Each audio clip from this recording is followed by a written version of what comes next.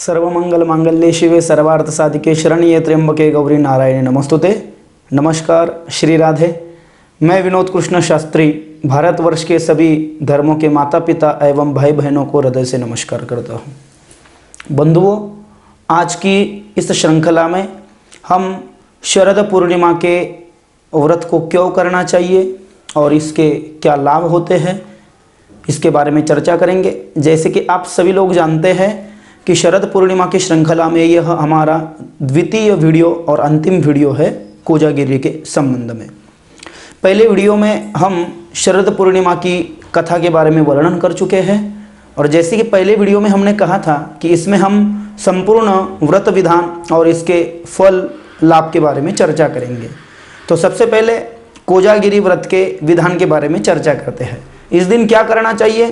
तो शास्त्र में वर्णन है कि सवेरे उठ करके विधि पूर्वक स्नान करके दिन भर का उपवास रखना चाहिए, जितेंद्रिय भाव से रहना चाहिए।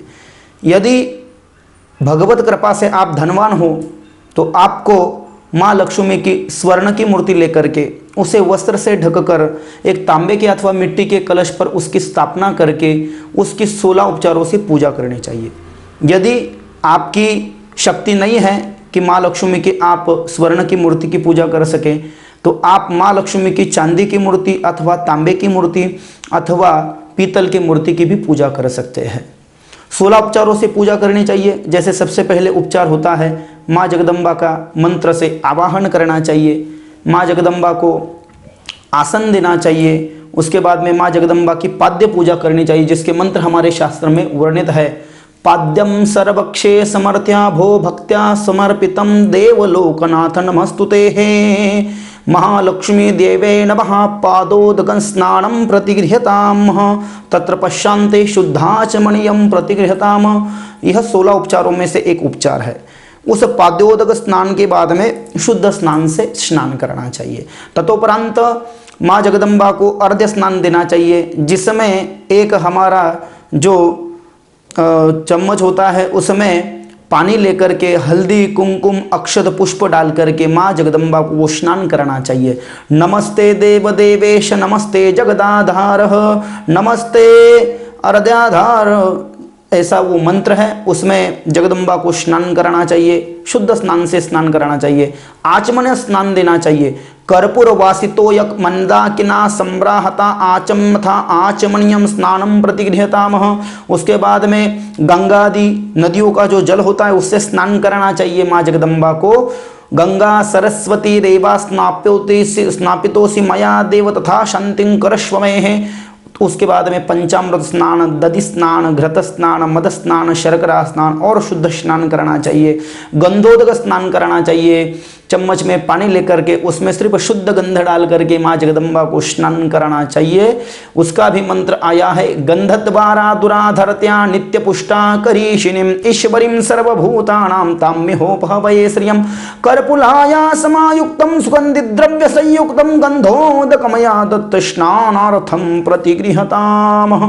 गंधोदक स्नान से बाद में शुद्ध स्नान कराना चाहिए। माँ जगदम्बा को अभिषेक पूर्व जो उपचार होते इत्यादि उपचारों से पूजा करनी चाहिए। हल्दी कुमकुम चढ़ाना चाहिए, पुष्प चढ़ाना चाहिए, धूप दीप बताना चाहिए, पंचामृत का नैवेद्य बताना चाहिए और ततोपरांत माँ जगदम्बा का जो एक पुष्प हमने समर्पित किया है उस पुष्प को उठा करके उसे आंखों से स्पर्श कर अपने नेत्र से उसका सुवास लेकर के उसे उत्तर दिशा में डालना चाहिए। उसे शास्त्र में कर्मकांड में वैदिक परिभाषा में उसे निर्माल्य कहा गया है। उत्तरे निर्माल्य विसृजुम अभिषेकम च कुर्यात्। तो ये मंत्र कहने के बाद में श्री सूक्त आदि मंत्रों से अभिषेक होता है। माँ जगदम्बा का हम अभिषेक कर सकते हैं श्री सूक्त से। हरि ओम हिरण्यवर्णाम हरिणीं सुवर्णम रजतस्रजाम चंद्राम हिरण्मयं लक्ष्मीं जात वेदो मे आवह ताम आवह जात वेदो लक्ष्मीम अपगामिनीम यस्याम हिरण्यम विन्देयगामश्वं पुरुषाणहम् अश्वपूर्वामृतमद्यां हस्तिनाद प्रमोदिनीं श्रियं देवीमुपहवये श्रीरमां देवी जूषतां कामसोस्मितां हिरण्यं प्राकाराम् आद्रां ज्वलन्तीं तृप्तां तर्पयन्तीं पद्मे स्थितां पद्मवर्णां तां मिहोपहवये श्रियं चन्द्रां प्रभासां यशसां ज्वलन्तीं श्रियं लोकिमदेव जुष्टामुदारां तां पद्मिनीं शरणं प्रपद्ये अलक्ष्मीर्मेण शान्तां व्रणेः आदित्यवर्णे तपसो अधिजातो वनस्पतिस्तव वृक्षोत बिल्वः तस्य फलानि तपसा नुदन्तु मायान्तराह्यांश बाह्या अलक्ष्मीः। ऐसे श्री सूक्त से माँ जगदम्बा का अभिषेक करना चाहिए। ये संपूर्ण श्री सूक्त है, लेकिन कुछ श्लोक मैंने आपके सामने इसके वर्णन किए हैं, तो यदि है तो हम इसका भी अभिषेक माँ जगदम्बा को कर सकते हैं। अभिषेक के नंतर जगदम्बा को सुंदर वस्त्र पहना करके उसका श्रृंगार कर उसे जो हमने कलश रखा है, जो तांबे का है या मिट्टी का है, उसे एक चौकी पर एक वस्त्र डाल करके उस पर चावल का अष्टदल बना करके उस कलश को पंचपल्लव आम के 5 पत्ते लगा करके उसमें पंचरत्न डाल करके उसे सूत्र वेष्टन करके उसमें एक पात्र रखकर उस पात्र में भी चावल डाल करके माँ जगदम्बा की मूर्ति की स्थापना करनी चाहिए। और माँ जगदम्बा को आगे के जो उपचार है, संपूर्ण जो वस्त्र है यज्ञोपवीत है उसे पहनाना चाहिए, कुंकुम लगाना चाहिए, श्रीखंडनं चंद्रम दिव्यम गंधाढ्य सुमनोहरम विलेपनार्थे चंद्रम प्रतिगृहताम, अक्षता चढ़ाने चाहिए। यदि माता बहनें यदि पूजा कर रही हो तो हल्दी कुंकुम चढ़ाना चाहिए। माँ जगदम्बा को मंगलसूत्र अर्पण करना चाहिए, चूड़ियाँ अर्पण करना चाहिए, जो झोली का सामान होता है उसे भी मंत्र युक्त माँ जगदम्बा के चरणों में समर्पित करना चाहिए, धूप दीप बताना चाहिए।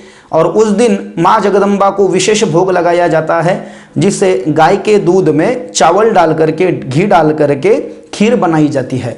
और वो खीर रात में जब चंद्रमा निकलते हैं तो चंद्रमा की किरणों में रखा जाता है, ऐसी मान्यता है। हमारे कई वैज्ञानिक भी इसे मानते हैं और शास्त्र में भी वर्णित है कि इसी दिन चंद्रमा संपूर्ण वर्ष में ज्योतिष शास्त्र के अनुसार, हिंदू पंचांगानुसार अपनी संपूर्ण 16 कलाओं से परिपूर्ण युक्त होते हैं और वह अपनी जो किरणें होती है वो अमृतमयी किरणें इस खीर में डालते हैं और इस खीर में ऐसी अद्भुत तत्व आ जाते हैं, इस खीर को जो प्राशन करता है उसके शारीरिक जो क्लेश है वो सब मिट जाते हैं, ऐसी मान्यता है।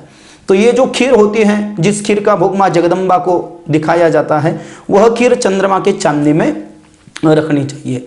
रात में माँ जगदम्बा की और इंद्र की विशेष पूजा की जाती है। वह जो खीर बनाई है उसे चंद्रमा के चांदनी में एक अपहर तक माने कि 3 घंटा तक रखी जाती है और जब रात के 12 बजते हैं शरद पूर्णिमा के रात में, तब उस खीर को गरीबों में बांटा जाता है, उसका भोजन दिया जाता है, ब्राह्मण भोजन का कार्यक्रम किया जाता है। और माँ जगदम्बा की गीत आदि मंगल कार्यों से, भजनों से माँ जगदम्बा की विशेष आराधना की जाती है। डांडिया खेले जाते हैं, गरबा खेला जाता है। और ततोपरांत रात में क्यों जगना चाहिए, इसका व्रत क्यों करना चाहिए, जैसे मैंने पहले वीडियो में आपसे चर्चा की थी, तो ये व्रत क्यों करना चाहिए। तो इस कोजागिरी पूर्णिमा के दिन मध्य रात्रि में माँ लक्ष्मी साक्षात वैकुंठ लोक से उतरकर इस संपूर्ण भारत की भूमि में विचरण करती है और अपने दोनों कर कमलों में एक हाथ में वर लेती है और दूसरे हाथ में अभय लेती है। और माँ जगदम्बा साक्षात देखती है कि आज इस भूतल पर मेरे कोजागर व्रत के संबंध में कौन जाग रहा है, माने कि कौन ज्ञान के लिए उत्सुक है और कौन मोक्ष पाना चाहता है। जो व्यक्ति इस शरद पूर्णिमा के दिन जाग रहा है उस व्यक्ति को मैं आज धन दूंगी और उसका मैं उद्धार करूंगी, उसकी सभी मनोकामनाएं पूर्ण करूंगी। तो धन की देवी जो महालक्ष्मी है वो आज जागने वाले व्यक्ति को धन की वर्षा करती है, धन से भरपूर कर देती है। इसलिए यह कोजागिरी का व्रत संपूर्ण भारतवर्ष में अपनी परंपरानुसार मनाया जाता है। तो इसके लाभ क्या है, जो व्यक्ति इस कोजागिरी पूर्णिमा के व्रत को करता है, माँ जगदम्बा उसे जीवन में ही समृद्धि से परिपूर्ण कर देती है और शरीर के अंत के बाद में भी वैकुंठ लोक में उसे स्थान देती है। भारत के विभिन्न राज्यों में इस शरद पूर्णिमा को अपने अपने ढंग से मनाया जाता है। जैसे गुजरात में इसे शरद पूनम के नाम से जाना जाता है और रास और गरबा खेल करके इसे मनाया जाता है। हिमाचल प्रदेश में इस दिन मेले लगते हैं और लोग बहुत आनंद की अनुभूति करते हैं। राजस्थान में इस दिन राजस्थान की महिलाएं सफेद वस्त्र पहन करके सफेद आभूषण, चांदी के रत्न पहनते हैं और इस उत्सव को मनाते हैं। और राजस्थान के जो राजपूत लोग होते हैं, जो धार्मिक होते हैं, वो इस दिन चंद्रमा की विशेष मंत्रों आदि से पूजा करते हैं और शक्कर वाला दूध किसानों में बांटते हैं। हरियाणा में इस दिन जो है विशेष पूजा की जाती है। बंगाल में इसको लोखी पूजा के रूप में मनाया जाता है। ऐसे विभिन्न राज्यों में इसे मनाया जाता है। तो ऐसी ये अद्भुत शरद पूर्णिमा का व्रत है, इसे आप सभी मनाएं। इस बार जैसे मैंने पहले वीडियो में कहा था कि 30 अक्टूबर को यह व्रत मनाया जाएगा। आप भी इस व्रत को मना करके विधि से, व्रत से, इसका उपवास करके, इस पूजा विधान को करके माँ जगदम्बा की कृपा पाए, ऐसी मैं विनती करता हूँ। और इसके आगे की जो हमारी श्रृंखला होगी वो दीपावली के संबंध में श्रृंखला होगी। उस वीडियो को भी हम आपकी सेवा में उपस्थित करेंगे। उस वीडियो को भी देखने का आप सत प्रयास करें, यही मैं आप सबसे निवेदन करता हूँ। आपको इस शरद पूर्णिमा की मैं मंगल कामनाएं करता हूँ और यहाँ पर मेरे वाणी को पूर्ण विराम देता हूँ। श्री राधे, धन्यवाद।